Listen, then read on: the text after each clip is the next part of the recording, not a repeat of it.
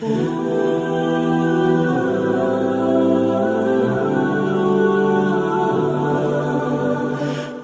علیہ الصلوۃ والسلام نے فرمایا املک لسانک، پہلی چیز اپنی زبان کو قابو میں رکھو. صحیح غلط کی تمیز کوئی نہیں، اچھے برے کا فرق پتہ کوئی نہیں ہے، کون صحیح کون غلط، بلا وجہ طنز تنقید کرنے کا کیا فائدہ؟ اچھائی بری کی تمیز مٹ گئی تو بلا وجہ بدگمانی کیوں کر رہے ہو؟ ارے میاں تم زبان سے خاموش رہو گے، تم سے پوچھ نہیں ہوگی نا. زبان بول دیا، کل قیامت میں ان بولوں پر پوچھ ہو گئی تو؟ جب تک یہ زبان کی بات اندر ہوتی ہے آدمی بات پر بادشاہ ہوتا ہے، نکالے نہ نکالے. لیکن جب زبان سے تیر نکل گیا اب اس کا محتاج ہو جاتا ہے. اب تو نکل گئی بات، اب تو تیر چلا دیا.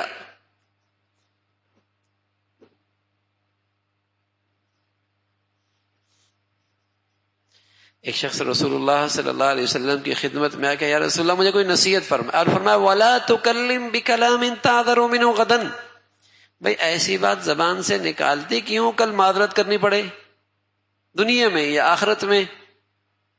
سوچ لو نا میاں، تم سے تو پوچھ ہی نہیں ہوگی اس کے بارے میں جس پہ تم بحث کر رہے ہو اور جس پہ تم تبصرہ کر رہے ہو.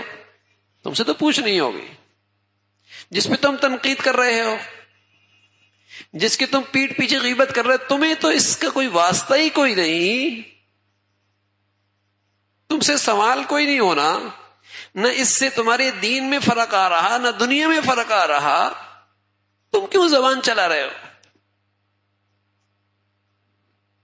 لیکن یہ بری عادت رچی بسی ہوئی ہے، کرنا ورنہ کچھ نہیں، تبصرے تجزیے ایسے کہ آئندہ کرسی اسی کے لیے الامان والحفیظ.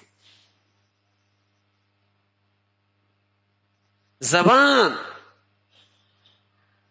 املک لسانک، رسول اللہ صلی اللہ علیہ وسلم نے فرمایا زبان کو قابو میں کر لو.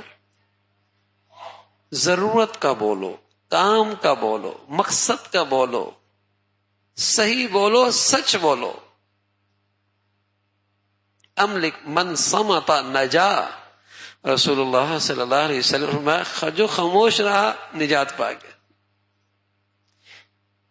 بولنے پہ شرمندگی اٹھانی پڑتی ہے، خاموش رہنے پہ شرمندگی نہیں اٹھانی پڑتی.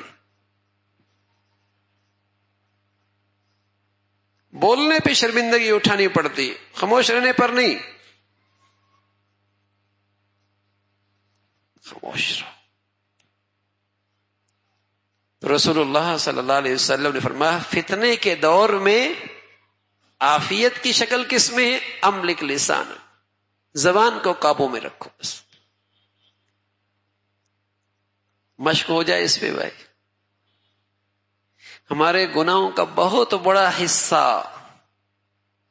حصہ یا آنکھوں کا ہے یا زبان کا ہے. میں یہ ان حضرات کی بات کر رہا ہوں جو کسی درجے عبادت سے دین سے جڑے ہوئے ہیں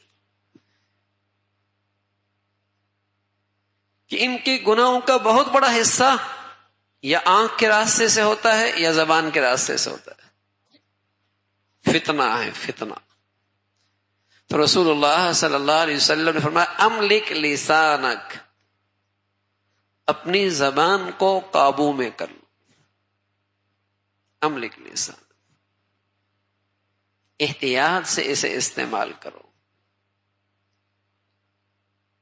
یقین جانے اگر 24 گھنٹے میں اس کا محاسبہ شروع ہو جائے تو ہمارے گفتگو کا حصہ جو ہو رہا ہے ایک پاؤ بھی نہ رہے.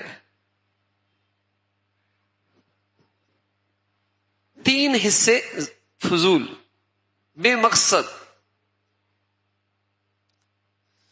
اگر اس زبان سے گناہ کی بات نہ بھی کریں تو قرآن نے یہ بتایا ہے کہ نہ بھی کریں لیکن فضول بولتا رہے تب بھی نیکیوں کا نور باقی نہیں رہے گا.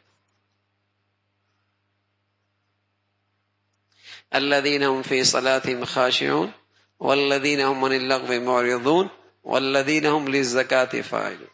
قرآن میں 10 جگہ نماز کے ساتھ زکوٰۃ کا تذکرہ ہے، دونوں کی عظمت اہمیت بتلانے کے لیے.